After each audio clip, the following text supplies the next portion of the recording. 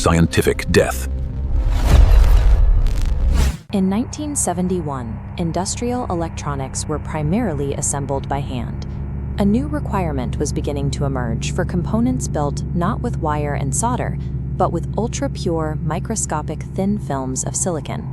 To deposit perfect layers onto wafers, engineers relied on the chemical compound silane gas, or SiH4. It was incredibly effective at laying down pristine silicon, but it required intense storage conditions. The gas had to be packed inside heavy-duty steel cylinders and held under a massive mechanical pressure of 2,200 pounds per square inch. During a routine tank replacement, a technician needed to clear a blockage in the distribution manifold, so he briefly opened a manual bleed valve. Unknown to the team, the pressure regulator had a hidden flaw. A microscopic tear had formed across a tiny internal diaphragm seal. That tiny breach allowed a highly compressed stream of silane to escape into the ambient air. The instant the invisible gas met the atmosphere, it spontaneously ignited, engulfing the worker in a violent jet of bright flame. This localized leak became a kinetic thermal torch due to the specific interaction of 2,200 psi of pressure and silane's pyrophoric chemistry. This diagram illustrates why silane is so reactive. On the left is methane, which uses short, strong carbon-hydrogen bonds. On the right is silane, composed of silicon and hydrogen. The physical distance is longer, creating a weaker structural bond. Because it requires low energy to break apart, it oxidizes and burns upon contact with atmospheric oxygen. No spark, open flame, or heat source was required. The simple friction of oxygen molecules colliding with the escaping silane at room temperature was enough to trigger an immediate, highly exothermic chemical reaction, burning at 1400 degrees Celsius. When a reaction that intense is pushed through a microscopic breach under 2,200 pounds of pressure, fluid dynamics take over. The escaping gas was forced to accelerate, reaching supersonic velocities. The resulting 1,400-degree thermal torch struck the technician's chest and upper body directly. The biological response to this level of heat is absolute. All moisture in the exposed dermal layers instantly vaporized, and the structural proteins making up the skin and tissue were completely denatured. The sheer kinetic force of the supersonic jet destroyed major blood vessels and deep nerve networks.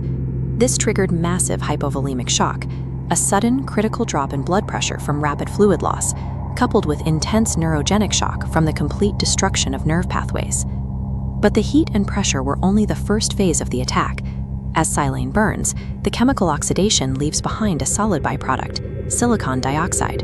Looking at this cross-section of the flame jet, you can see how that byproduct forms. The reaction generates dense clusters of microscopic white-hot glass particles suspended entirely within the high-velocity fire stream. Engulfed in the jet, the technician's natural biological reflex was to gasp for air. By doing so, he inhaled this superheated, abrasive cloud of glass dust. We can trace the path of those molten particles through the human lung's bronchial tree. They immediately coated the moist lining of the trachea, inflicting severe internal burns. This internal layer of cooling glass formed a rigid, impenetrable barrier across the lungs. It instantly choked off cellular oxygen transfer, compounding the external injuries into a total systemic biological collapse. The simultaneous destruction of the respiratory tract and the profound cardiovascular failure resulted in clinical death within seconds. This incident demonstrated that human biology is too fragile to survive a failure of this magnitude. Safety protocols could no longer rely on operator reaction time. The equipment had to be engineered so that a high-pressure exposure was physically impossible. Modern cylinder valves feature hardwired restrictive flow orifices. If a valve fails, this microscopic aperture chokes escaping gas to a safe trickle. Distribution lines use double-walled coaxial piping. Pressurized nitrogen surrounds the silane inner pipe, safely sweeping away any leaks before they touch atmospheric oxygen. As a final layer of defense, processing bays are now constantly monitored by high-speed ultraviolet and infrared optical sensors. If sensors detect the microscopic beginnings of an auto-ignition, automated control systems trip pneumatic shutoff valves at the cylinder head in under 15 milliseconds. That cuts off the fuel supply long before a thermal jet can build momentum. Compare the manual handling of 1971 to this modern semiconductor cleanroom, where operators observe highly controlled, enclosed processes from a safe distance. These highly automated fabrication plants still rely on silane gas to build microchips. But today, robotic arms and isolated processing chambers keep humans separated from the active delivery lines. Scaling the modern semiconductor industry relied on these safety redesigns to manage the risks of silane, creating a working environment where humans are isolated from the chemistry by layers of engineered hardware. If you enjoyed this video, please remember to like and subscribe.